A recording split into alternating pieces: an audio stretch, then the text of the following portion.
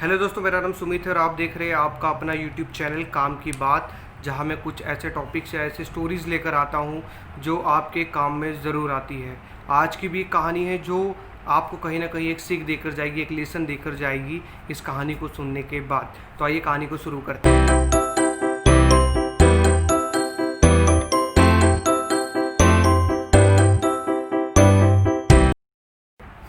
तो दोस्तों, ये कहानी है दो इंसानों के बीच की। ये कहानी है पिता और पुत्र के बीच की। एक बार क्या होता है कि एक बुज़ुर्ग पिता हॉस्पिटल में एडमिट होते हैं। एडमिट होने के बाद उन्हें पता चलता है कि उन्हें गंभीर बीमारी है।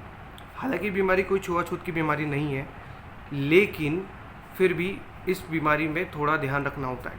कुछ समय बाद वो बुज़ुर्ग डिस्चार्ज हो जाते हैं और वो अपने घर पर चले जाते हैं। घर पर जाते हुए सबसे पहला ये काम करते हैं कि वो एक नर्स और एक नौकर अपने लिए रख लेते हैं, ताकि वो किसी के ऊपर डिपेंडेंट ना हो।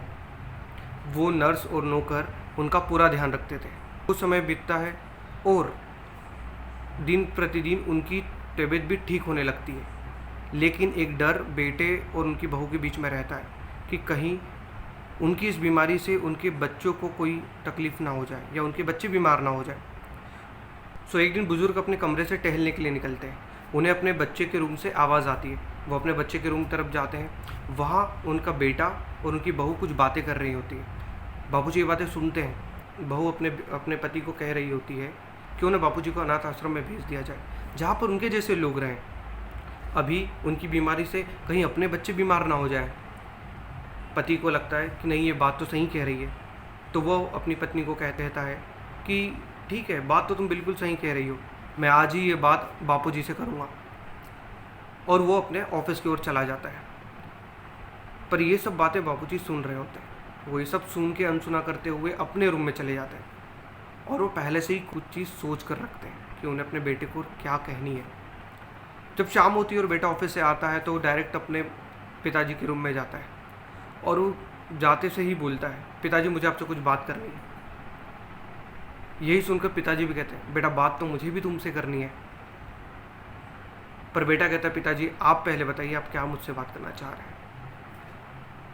तो पिताजी बात स्टार्ट करते हैं। पिताजी कहते हैं कि बेटा मैंने सोच लिया है कि मेरी उम्र भी हो चुकी है, मैं बुज़ुर्ग भी हो चुका हूँ, मैं बीमार भी रहता हूँ। तो मुझे ऐसा लगता है कि मुझे अनाथ आश्रम चले जाना चाहिए, जहाँ पे मेरे जैसे लोग हों। ये सुनते ही बेटे के दिल में खुशी सी दौड़ उठती है।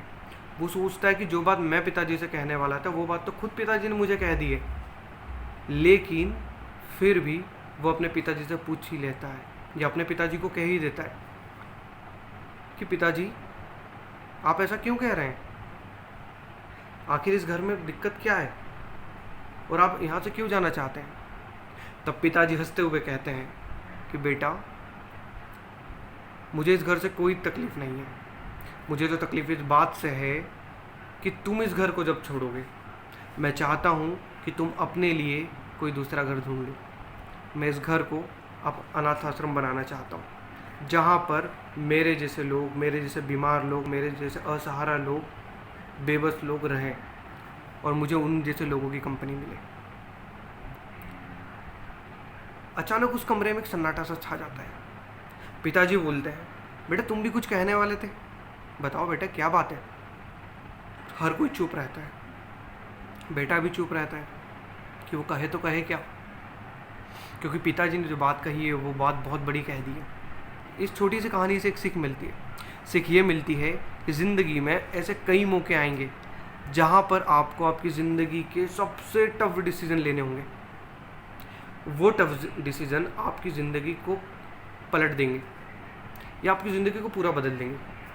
जैसे कि इस कहानी में सबसे टफ डिसीज़न एक पिताजी ने अपने बेटे के लिए लिया। कोई बाप नहीं चाहता है कि वो अपने बेटे को अपने घर से बाहर कर दे, लेकिन ज़िंदगी में एक टफ डिसीज़न लेने का टाइम आया उस पिताजी के लिए या उस बुज़ुर्ग के लिए। तब उसने अपने बेटे को अपने ही घर से बाहर करने का डिसीज़न ले लिया।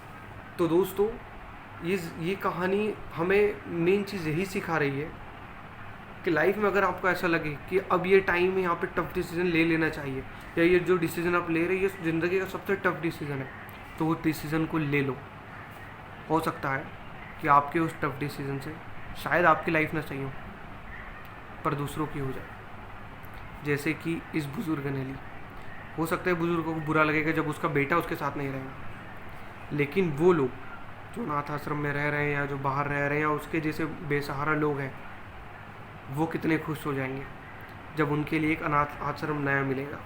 तो आपको ये स्टोरी अच्छी लगी है या कोई इस स्टोरी से कोई सीख आपको मिली है तो प्लीज़ मेरे चैनल को लाइक कीजिए, सब्सक्राइब कीजिए और बेल आइकन को दबाना मत भूलिए।